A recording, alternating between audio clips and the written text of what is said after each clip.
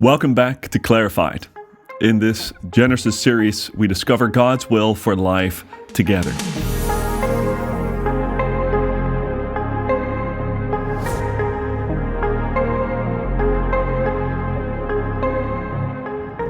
Today we're going to wrap up the biblical account of God's creation of the world and mankind.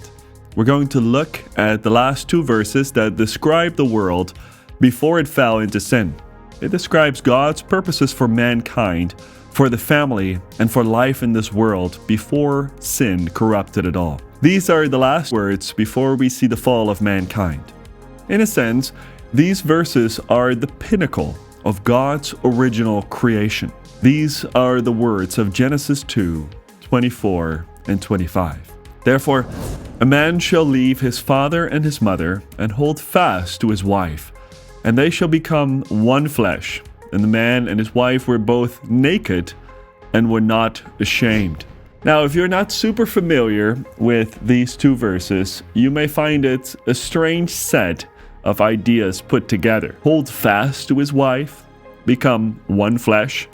They were naked and not ashamed. What is all this about? Why did the Holy Spirit inspire Moses to write these words? The answer is surprisingly simple. These are the three fundamental ingredients for family and marriage, and they are all under constant attack in the world. Let's see how God intended marriage to function. We will begin with the first point.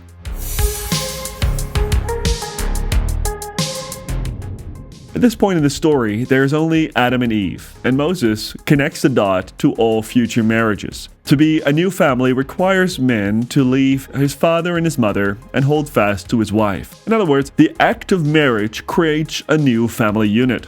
It requires a man and a woman to disconnect with their parents in order to hold fast to each other. Marriage is the beginning of a new family unit in which the couple disconnects from their parents to connect to each other. Now, this may sound like a simple concept, but in practice, it seems almost impossible.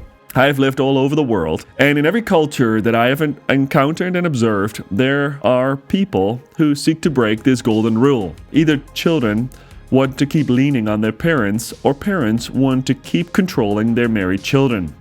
Neither one of these ideas work. It causes cracks in families and even marriages. To be faithful husbands or wives, we must leave our parents' house and form a new family in which we are committed to our spouse.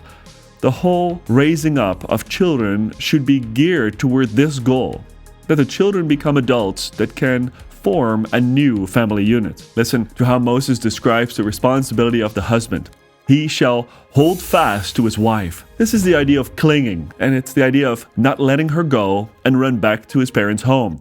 He is now the protector. He's the father of the house. He's the man that cherishes and protects his wife. The word that Moses uses here is the same word that God uses in the law when he tells the Israelites to cling to God. So men, you are to cling to your wives and be devoted to her as your wife. Now, in our next point, Moses takes this even further. This is a strange sentence, isn't it? How can a man and woman become the same flesh? Well, do you remember how the woman was created? God put Adam to sleep, took one of his ribs, and made the woman from the rib. Now, when Adam woke up, he said this. Genesis 2, verse 23. This at last is bone of my bones and flesh of my flesh. She shall be called woman, because she was taken out of man. Adam identified Eve as being of the same flesh. In other words, there were many different kinds of creatures, different kinds of flesh, but Adam and Eve belonged together, as though they were one. That is the idea here as well. When a husband and a wife marry each other, they belong together for the rest of their lives. They are now one flesh, inseparable. They are no longer two individuals that happen to live their lives in the same house. No, they are a couple, one people. This is marriage. That is what God intended marriage to be. One man and one woman that become one before God. This is why Christians cannot call same-gender couples married, because a marriage is not two people that like each other or two people that commit themselves to each other. But marriage is the God-given union between a man and a woman that God has joined together to become one person, one flesh before God's eyes, with the goal of becoming one for the purpose of glorifying God. Now, there are many people who get married for all the wrong reasons. A young girl might go into marriage because she wants to be the bride. So she fantasizes about how she will look in that white dress and how wonderful it will be to have a house full of happy children. A young man might want to be married because he wants his desires met or because it's customary. The result of these wrong reasons is a deep-seated unhappiness in so many marriages today. The wedding only lasted a day, and soon the husband realizes that his wife did not satisfy all his desires. So they fight, become bitter, and divorce, all without ever understanding the true purpose and reality of marriage. Marriage is about becoming one new flesh, about becoming joined to the other person and becoming one flesh with the husband and wife. To cherish your spouse as you cherish your own desires. To provide, protect, love, and guard your spouse's physical, financial, and emotional needs. The wedding is not only a feast of two people, it is the feast of one new flesh, a new family. This new flesh consists of two interdependent parts, the husband and wife, and together they are called to serve God as one person. Together they live to serve God by leaning on Him, learning from Him, loving each other, and doing the work He has called the husband to do. This was the call Adam received, and this was the purpose for which He created Eve. They were one flesh after God put them together. This brings us to the third thing we learn, and it's the most intimate part of marriage. Now, we may be a little shocked about this statement, for it seems so crude. Why talk about the nakedness of the first couple? Well, that question misses the point of this verse. It's not about Adam or Eve's nakedness, but about their complete trust toward each other. It is about their intimacy and love towards each other. Adam and Eve had nothing to hide from each other, and they were not ashamed of anything about themselves before God. They were completely at peace to be with each other, even though they were both naked. Now, this is also a picture between a husband and wife.